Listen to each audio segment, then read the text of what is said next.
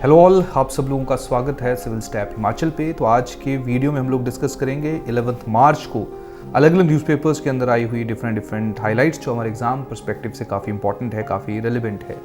तो सबसे पहले हम लोग बात करते हैं फ्री ट्रेड एग्रीमेंट की। अभी सैटरडे को भी हमने स्पेसिफिक न्यूज़ के बारे में डिस्कस किया था, तो अभी इस न्यूज़ को फाइनलाइज किया गया है। उस दिन हमने देखा था कि इंडिया इसको साइन करने वाला है।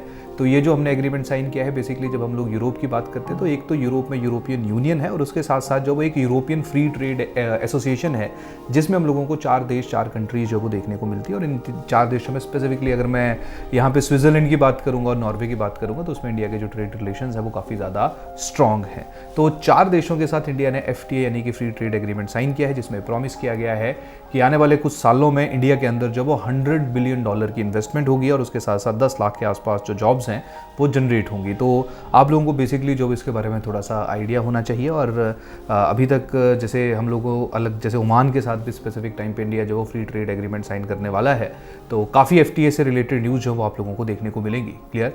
इसके साथ साथ ये 2 दिन आर्टिकल्स अलग अलग न्यूज़पेपर्स के अंदर, जैसे सबसे पहला जो आर्टिकल जिसके बारे में हम लोगों ने डिस्कशन किया, ये GS2 पेपर के लिए इंपॉर्टेंट है और द हिंदू के अंदर पब्लिश हुआ है। इसी के साथ साथ जो है एक आर्टिकल यहाँ पे पब्लिश हुआ है, India to gain higher investments from FTA pact with EFTA।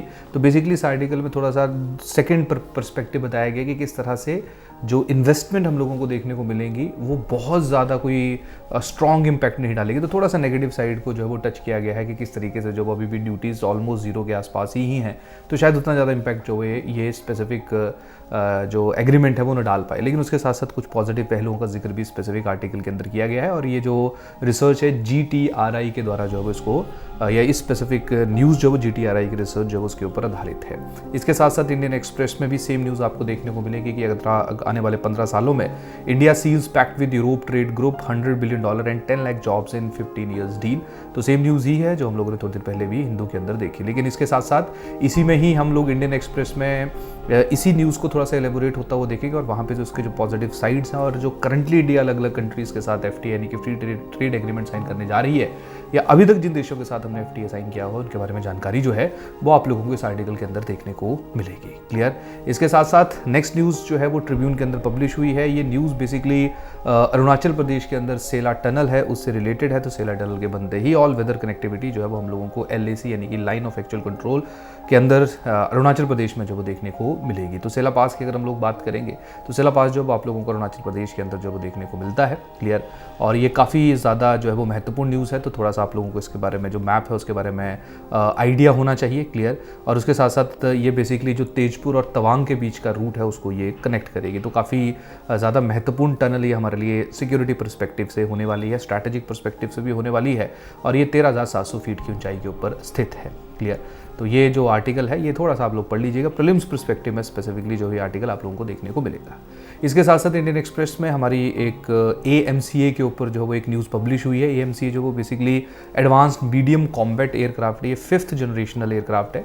जैसे अलग अलग जनरेशंस में जो हम लोग कॉम्बैट एयरक्राफ्ट को कैटेगराइज करते हैं, जैसे जो 5th जनरेशन है वो ज़्यादा स्टेल्थ है, यानी कि रडार के कंट्रोल में आने या रडार की डिटेक्शन आने की जो संभावना है वो AMCA में काफ़ी ज़्यादा कम हो जाएगी। तो हमारे लिए काफ़ी ज़्यादा इंपॉर्टेंट, काफ़ी ज़्यादा रेलेवेंट है और इंडियन एक्सप्रेस में यही न्यूज़ है व्हाई इट इज़ इंपॉर्टेंट। तो आप लोग जो है इसको ज़रूर एक बार पढ़ लीजिएगा। साइंस एंड टेक्नोलॉजी पर्सपेक्टिव से स्पेसिफिक न्यूज़ जो आप लोगों के लिए रेलेवेंट है।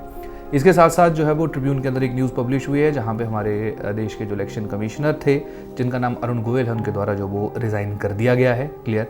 और इस स्पेसिफिक टाइम पे सिर्फ जैसे हम लोग बात करते हैं इलेक्शन कमीशन ऑफ इंडिया की, तो वो 3 मेंबर बॉडी है जिसमें एक CEC होता है यानी कि चीफ इलेक्शन कमिश्नर होता है और उसके साथ साथ 2 इलेक्शन कमिश्नर्स रहते हैं। एक इलेक्शन कमिश्नर कुछ समय पहले रिटायर हुए थे, अभी जो है वो अरुण गोयल जी के द्वारा जो रिज़ाइन कर दिया गया। और साथ में जो है वो आपको पता होना चाहिए कि हमारे जो प्रेजेंट चीफ इलेक्शन कमिश्नर उनका नाम क्या है, उनका नाम है राजीव कुमार। तो बेसिकली फैक्चुअल इन्फॉर्मेशन जो आप लोग यहाँ पे देख सकते हो, साथ में इलेक्शन कमीशन की जो रिज़ाइन करने की प्रक्रिया है, अपॉइंटमेंट की प्रक्रिया है, उसके बारे में भी आप लोगों को जानकारी होनी चाहिए।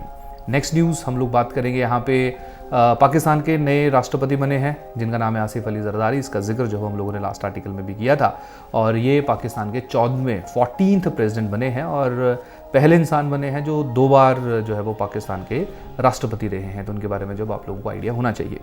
नेक्स्ट न्यूज़ द ट्रिब्यून के अंदर पब्लिश हुई है। ये बेसिकली गोरसम खोरा जो हम लोगों को जो एक जगह है घोरसम खोरा सेंचुरी है, बेसिकली ये वही जगह है जहाँ पे 14 दलाई लामा जब चाइना से बच के भागे थे 1959 में, तो सबसे पहले उन्होंने यहीं पे ही शरण ली थी। तो यहाँ पे जो है वो भूटानीज़ और जो इंडियन है वो यहाँ पे एक फेस्टिवल सेलिब्रेट करते हैं जिसको घोरसम खोरा के नाम से जाना जाता है। तो उसी से रिलेटेड जानकारी और उसके साथ साथ जो थोड़ी इसकी हिस्टोरिकल सिग्निफिकेंस है वो भी आप लोगों को देखने को मिलेगी। और ये जेमिथांग वैली जो कि वेस्ट ऑफ तवांग अरुणाचल प्रदेश के अंदर स्थित है, वहाँ पे इसको सेलिब्रेट किया गया। तो यहाँ पे आप लोग देखिए थोड़ा सा जो जोग्राफिकल एस्पेक्ट है, यहाँ पे जेमिथांग वैली का जिक्र किया गया, उसके साथ साथ ये जो घोरसम खोरा है फेस्टिवल का जिक्र किया गया। तो इसके बारे में जानकारी प्रीलिम्स पर्सपेक्टिव में आप लोगों से पूछी जा सकती है, तो आप लोग जो इसको ज़रूर एक बार पढ़िएगा। क्लियर।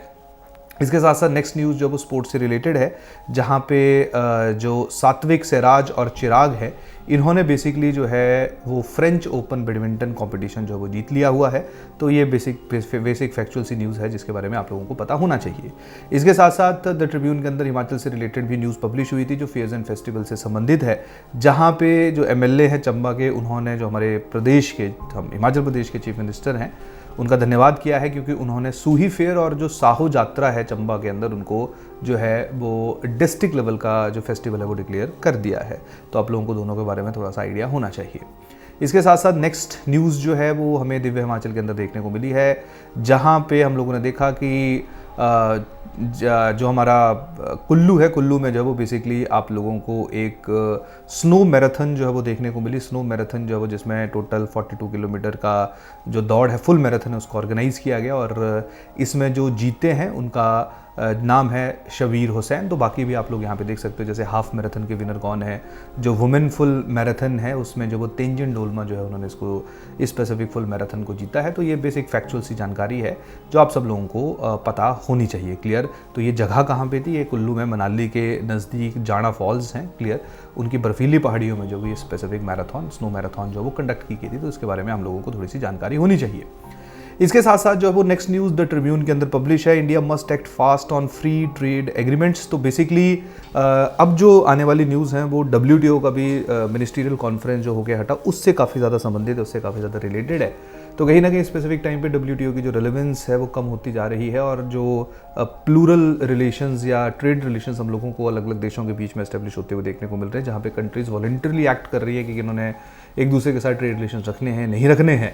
तो उस संदर्भ में आर्टिकल काफ़ी अच्छा है, और ये कहीं ना कहीं जो इंडियन जो मिनिस्ट्रियल सिस्टम है उसमें भी रिफॉर्म करने की बात कर रहा है, जहाँ पे कह रहा है कि जो मिनिस्ट्री ऑफ एक्सटर्नल अफेयर्स और मिनिस्ट्री ऑफ कॉमर्स है उसको मर्ज कर दिया जाए, ताकि जो ट्रेड रिलेशंस या जो ये स्पेसिफिक टाइम पे लिबरलाइजेशन का एरा है उसको हम लोग पूरा प्रॉपरली यूटिलाइज कर सके। और उसके साथ साथ इन्होंने बाकी जो देश हैं, जैसे ऑस्ट्रेलिया की हम बात करो, न्यूजीलैंड की हम बात करें, वहाँ पे जिन दो अलग अलग डिपार्टमेंट्स का मर्जिंग हुआ है और उसका जो इम्पैक्ट अल्टीमेटली देखने को मिला है उसका भी जिक्र किया गया है। तो ये काफ़ी अच्छा आर्टिकल है। तो पहले हिस्से में मर्जिंग की बात हुई है, क्लियर रिफॉर्म्स की बात हुई है, और दूसरे हिस्से में जो कहीं ना कहीं चाइना स्पेसिफिक टाइम पे जो ट्रेड एग्रीमेंट्स है उनमें कहीं ना कहीं लीड कर रहा है, वहाँ से इंडिया को सोचने का सलाह जो वो दिया गया है। तो काफ़ी अच्छा आर्टिकल है, तो आप लोग स्पेसिफिकली जो है इसको ज़रूर पढ़िएगा, और ये हमारे HPS जनरल स्टडीज़ पेपर 2 के पर्सपेक्टिव से काफ़ी ज़्यादा महत्वपूर्ण है।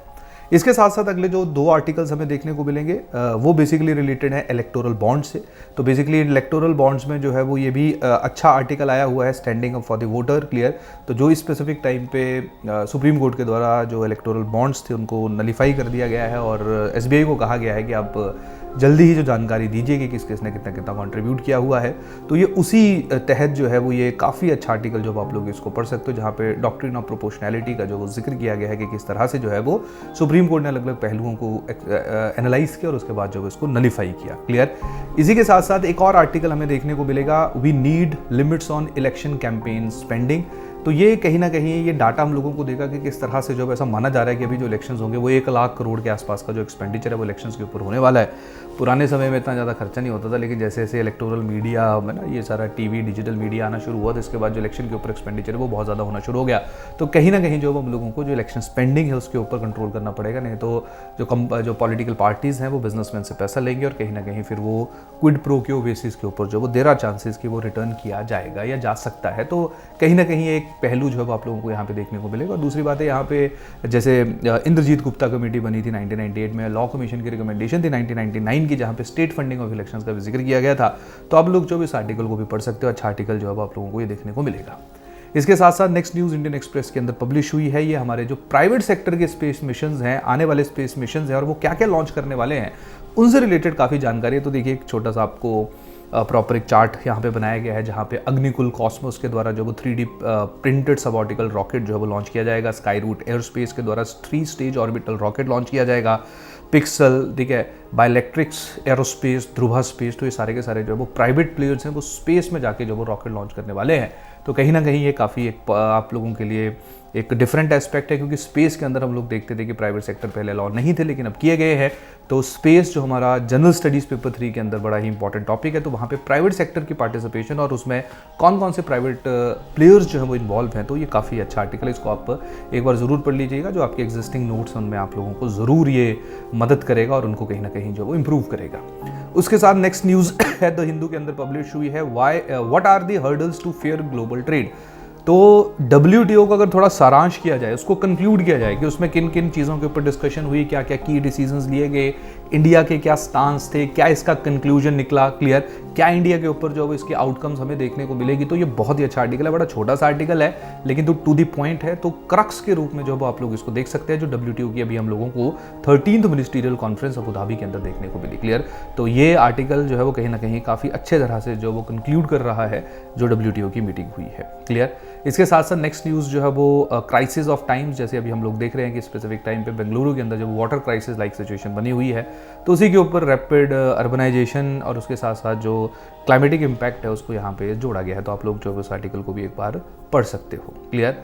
और इसके साथ साथ एक लास्ट आर्टिकल इंडियन एक्सप्रेस का पढ़ना होगा तो पढ़ लीजिएगा, द कॉमनवेल्थ फैमिली। तो बेसिकली जो है वो कॉमनवेल्थ फैमिली सेलिब्रेट कर रहे हैं 11 मार्च को। तो वहाँ पे डेविड कैमरून जो पहले यूके के प्रधानमंत्री रह चुके हैं, उनके द्वारा जो इस आर्टिकल को पब्लिश किया गया है। कोई बड़ा ज़्यादा सही आर्टिकल तो नहीं है, मतलब कुछ बड़ा ज़्यादा कंक्रीट तो देखने को नहीं मिल रहा है, लेकिन फिर भी आप लोग जो अगर आप पढ़ना चाहो तो इस आर्टिकल को ज़रूर पढ़ सकते हो। तो इसी के साथ ये थी हमारी इंपॉर्टेंट न्यूज़। आज के सेशन को कंक्लूड करते हैं, कल फिर मिलेंगे, तब तक के लिए बहुत बहुत धन्यवाद, थैंक यू।